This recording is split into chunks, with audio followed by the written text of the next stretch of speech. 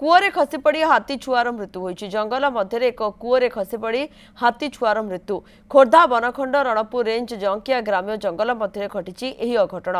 विलंबित राति में घटना घटी जंगल में 20 टिकिया हाथीपल चलप्रचल करुवा बेले एक छुआ हाथी कूअरे खसी पड़ा। बेस किछि समय धरी हाथीपल छुआ हाथी जगी रही फल वन कर्मचारी घटनास्थल में पहुंची ड्रोन माध्यम हाथी गतिविधि उपर वर्तमान नजर रखिते वन कर्मचारी घटनास्थल में पहुंचा बेलू छुआ हाथी कूअरे आखि बुझी देइथिला।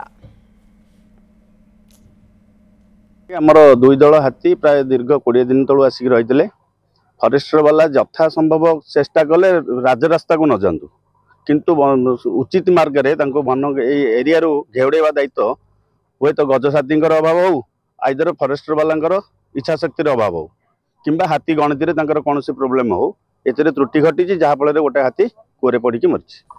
हाथी मान सुरक्षा आज्ञा से मुख्य हूँ वन विभाग तार दायित्व नवा कथा। लोकंर धान क्षति अनेक परिमाण धान क्षति करुछंती फसल नष्ट करुछंती धानर सुरक्षा दबा लोकंर सुरक्षा दबा आम